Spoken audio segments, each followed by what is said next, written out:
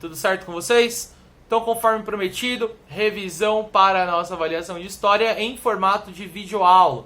Eu acho que isso facilita aí os estudos de vocês. Vocês podem agora pegar aí as anotações de vocês, pegar a postagem dos temas que tá no Classroom de vocês, acompanhar a videoaula e ir anotando aí as principais dúvidas que ainda permanecerem. E qualquer dúvida que vocês tiverem após essa videoaula para a avaliação, lembra de deixar nos comentários aqui gerais, tá, dessa postagem, porque aí todo mundo consegue ter acesso às dúvidas de vocês. A dúvida de um às vezes é a dúvida de outro, e isso pode ajudar aí vocês nos estudos e na preparação para a prova, certo? Então, sem mais delongas, a nossa primeira avaliação de história vai basicamente cobrar dois conteúdos: renascimento cultural e expansão marítimo-comercial europeia.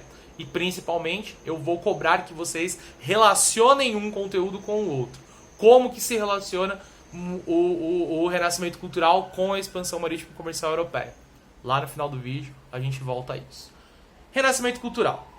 A gente intitula de renascimento cultural um movimento artístico, cultural, político, social, que toma corpo, principalmente na Itália, a partir do século XV, dos anos 1400, e que depois acaba ganhando a Europa como um todo.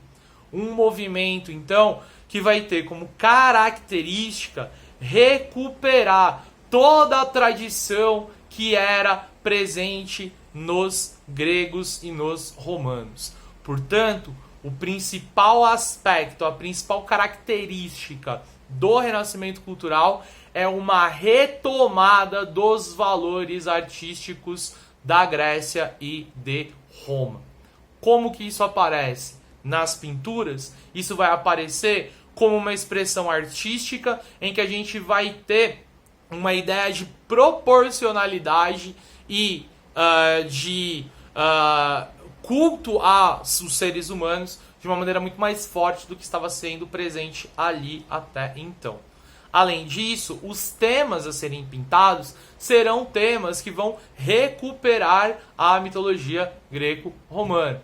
A gente já analisou no ano passado o Nascimento da Vênus. E o Nascimento da Vênus, ali uma obra que retoma as características e as ideias da mitologia romana, é um excelente exemplo desse aspecto, desta característica do renascimento cultural. Uma retomada desses valores artísticos presentes em Roma. Se eles estão recuperando, do ponto de vista artístico, esse padrão cultural presente na Grécia e presente em Roma, a gente precisa pensar como que, do ponto de vista da cultura, do conhecimento, o renascimento cultural também revela essa ruptura e essa volta aos valores da Grécia e os valores de Roma. Por isso que o renascimento cultural foi responsável por trazer de volta o homem no centro do universo. É aquela expressão que nós chamamos de antropocentrismo. O homem no centro. Exatamente o oposto do padrão existente durante toda a Idade Média, que era o teocentrismo. Deus no centro do universo. Portanto, a segunda característica, a segunda retomada que o renascimento cultural vai trazer dos gregos e dos romanos é a ideia da racionalidade, a razão, o antropocentrismo, o homem no centro do universo. Quando a gente olha para o renascimento, é dessas características que a gente está falando. E, vocês sabem, o renascimento cultural é um movimento artístico, filosófico e que vai se expressar muito em pinturas. Portanto, eu recomendaria que vocês dessem aí uma olhada em algumas das principais obras do Renascimento que a gente trabalhou no ano passado, porque essas obras, com certeza, de alguma forma, estarão cobradas na avaliação de vocês. Fechou? O segundo tema da nossa avaliação é a expansão marítimo-comercial europeia. Nós estabelecemos alguns fatores que impulsionaram esse movimento, né? Agora, antes de falar desses fatores que impulsionaram esse movimento, essa transformação no mundo, é importante que a gente ainda volte ao Renascimento Cultural para linkar uma coisa com a outra, né? Nós sabemos que o mundo começa a se transformar do ponto de vista do comércio a partir do século XII, quando nós temos a Revolução Comercial. Uma volta do comércio ali já no período final da Idade Média, ali no momento de derrocada do feudalismo.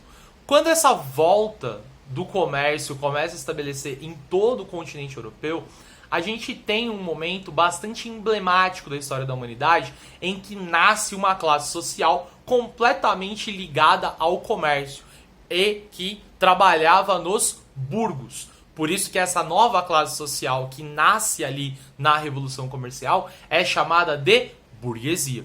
E essa burguesia nascente começa a se enriquecer, porém não tem o status social que a nobreza tem. O que a burguesia vai fazer para começar a conquistar esse status? No primeiro momento, vai utilizar o renascimento cultural para se promover. É aí que nasce a figura dos mecenas. Os mecenas são aqueles burgueses que vão molhar a mão, que vão financiar os pintores do Renascimento, justamente para que eles sejam os temas a serem pintados e a serem retratados, e que eles possam então conquistar e ganhar status social, para que eles possam ali de alguma forma chegar ao patamar da nobreza. Tá certo? Então os mecenas, eles são super importantes nesse processo do Renascimento, porque são eles que financiam essas obras. Em contrapartida, os pintores renascentistas vão pintar temas ali relacionados a essa nova classe social, que é a classe dos burgueses. Aquela obra, O Casal Anorfini, que vai aparecer aqui agora.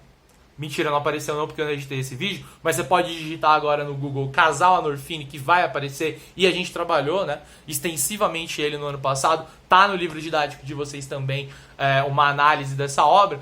É uma boa representação da burguesia sendo pintada ali dentro, ok? Mas o que é fundamental para a gente relembrar é o papel dos mecenas. Mecena é aquele que injeta dinheiro em algo. Beijo, tia Leiloca. E os mecenas do Renascimento vão ser fundamentais para que esse movimento ganhe corpo, porque afinal de contas o pintor precisa de dinheiro para sobreviver, e são esses mecenas que dão dinheiro para eles, ok? Esse movimento de revolução comercial que começa no século XII vai fazer com que a burguesia se torne ali uma classe social em ascensão. Uma classe social bastante importante, já no século XIII, XIV e no século XV, ela está ali muito forte, muito presente. E é justamente a burguesia que vai ter um papel de destaque no nosso segundo tema da avaliação, que é a expansão marítimo-comercial europeia. Para falar de expansão marítimo-comercial europeia, eu gostaria então que a gente retomasse aqui os 4 grandes fatores que impulsionaram este movimento. Quando a gente fala desses 4 grandes fatores, vamos começar pelo fator cultural, justamente para relacionar com o Renascimento que a gente acabou de revisar. O fator cultural diz respeito a uma ruptura do pensamento. Até o século XIV, as pessoas ali na Europa tinham uma visão extremamente fechada e muito ligada para explicações divinas, para aquilo que acontecia no seu dia a dia. Então, qualquer barco que sumia no oceano, a explicação para aquelas pessoas era: esse barco sumiu porque Deus quis, ou porque existem monstros, não sei, mas são aspectos ali que eu não consigo explicar. O renascimento cultural que traz o homem para o centro do universo e que recupera a razão, que traz a razão, vai fazer com que esse pensamento seja desconstruído. E a partir do renascimento cultural, não vai mais ser aceita as explicações relacionadas a isso. Então, isso vai quebrar o pensamento teocêntrico e vai impulsionar as pessoas a buscar novos lugares, a ganhar os mares. Porque, afinal de contas, começa a se explicar isso de outras formas. E não mais porque Deus quis. O segundo aspecto, o segundo fator que impulsiona a expansão marítimo-comercial europeia, ela está relacionada à questão da religião. Nós estudamos também no finalzinho do ano passado o movimento que a gente chamou de Reforma Protestante. A Reforma Protestante, quando Calvino, Lutero começam ali a desenvolver novas religiões, acaba quebrando a hegemonia da Igreja Católica. E a Igreja Católica acaba perdendo muitos fiéis.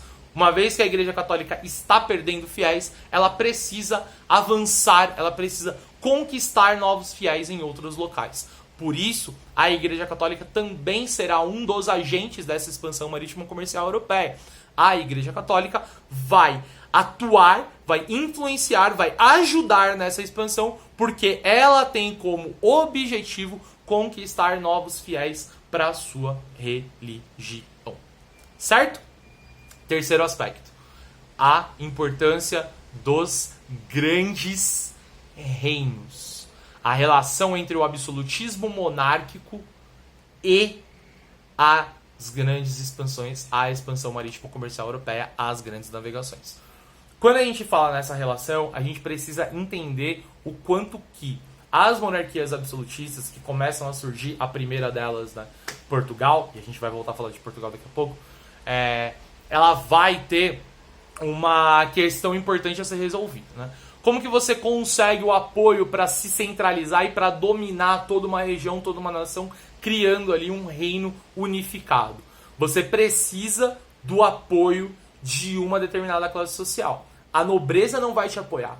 A nobreza não apoia os reis. E por quê? Porque toda nobreza pode chegar a ser rei. Então ela não vai querer apoiar esse monarca. Para quem que os monarcas vão olhar? Para a burguesia. E aí começa então uma relação de troca, em que uma mão lava a outra, em que eu adianto o meu e você adianta o seu. Ou seja, o rei quebra uma para a burguesia quebra outra para o rei. Portanto, as monarquias nacionais, elas vão fazer de tudo para a burguesia, em troca do apoio da burguesia. Uma das coisas que as monarquias nacionais vão fazer para esses burgueses é promover uma expansão marítimo-comercial para conquistar novas rotas comerciais, para conquistar novos produtos. E nós chegamos então no nosso quarto aspecto, o nosso quarto fator que vai impulsionar este expansionismo dos mares, a economia. A expansão marítimo-comercial europeia, ela está diretamente relacionada com a necessidade da Europa encontrar novas rotas comerciais para obter os principais produtos que são vendidos nas Índias. E este mercado das Índias, que é o mercado mais importante, mais forte e que concentra os principais produtos comercializados na Europa, as famosas especiarias como canela, cravo, pimenta do reino, por aí vai, eles estão agora, todos eles, né, nas mãos dos turco-otomanos, né, no momento em que Constantinopla, em 1453, cai nas mãos dos turco-otomanos. E é nesse momento, então, que vai ocorrer esse processo de expansão marítimo-comercial europeia. Os quatro fatores juntos criam uma tempestade perfeita e faz com que a Europa ganhe os mares ali a partir dos anos 1400. A Europa como um todo, depois. No primeiro momento, Portugal. Por isso, a última parte, penúltima, tá? Parte da nossa videoaula de revisão é falar sobre o pioneirismo português. Por que que Portugal vai ser pioneira no processo de expansão marítima comercial? Primeira coisa, além dos quatro fatores que eu expliquei agora para vocês, a gente pode encaixar mais um aí, que é o avanço técnico. O desenvolvimento da bússola, do astrolábio, das caravelas, todo esse avanço técnico que vai começar a acontecer ali ao longo do século XV, também vai ser um fator para impulsionar as novas rotas comerciais, as grandes navegações. Porque até então, quando você ganhava os mares, os barcos pequenos e sem velas apropriadas acabavam se perdendo. No momento em que você tem o astrolábio para se guiar, que você tem a bússola para se guiar e as caravelas para conseguir ali se manter, você terá muito mais possibilidade de conquistar os mares. Quem concentra essas revoluções técnicas no primeiro momento é Portugal. É claro? Portugal vai ser então pioneiro porque concentra essas revoluções técnicas. Mas não é só isso. Portugal também é pioneira nesse processo de expansão marítima comercial porque Portugal é o primeiro reino a se unificar. Porque Portugal, desde o século XI, está ali tentando se unificar numa luta contra os mouros que estão ocupando ali aquele território. E vai ser a primeira monarquia centralizada com o poder nas mãos do rei. O rei, então, começa a usar essa burguesia para essa expansão. Então, promove-se ali essa expansão marítimo-comercial porque é o primeiro país que centraliza o seu poder nas mãos do rei. E também, um outro fator importante que tem em Portugal é uma burguesia muito forte. A burguesia mais forte da Europa é a burguesia portuguesa. E essa burguesia muito forte economicamente, que é a burguesia portuguesa, acaba expandindo ali e auxiliando nessa expansão marítimo-comercial. Ok? E por fim, para a gente encerrar, a gente precisa falar das principais consequências que essa expansão marítimo-comercial vai trazer. Vou trabalhar aqui com vocês duas consequências. A primeira delas está relacionada ao conhecimento, ao descobrimento, com todas as aspas do mundo, dos novos territórios. Principalmente do Novo Mundo, da América. E este processo vai criar, então, um encontro, um choque cultural entre a Europa e a América. E esta é uma das primeiras consequências dessa expansão marítimo-comercial. A segunda, que é obviamente a mais importante, é a conexão de todos os continentes, que vai agora estar relacionado por conta das rotas comerciais. E é então o início de um processo que nós chamamos de globalização. A globalização nada mais é do que a conexão entre os diversos países, os diversos continentes. A partir da expansão marítimo-comercial europeia, todos os continentes estão conectados. Portanto, é um marco para a gente dessa globalização, deste processo de globalização. E, além disso, a gente também pode citar, né, como uma grande consequência que está relacionada a esse processo de globalização, né, a transferência, né, do eixo econômico, que antes estava concentrado no mar Mediterrâneo e agora estará concentrado no mundo Atlântico, ali no Oceano Atlântico, né, porque linka ali Europa, África e América e começa a se estabelecer muitas relações comerciais ali nesse território.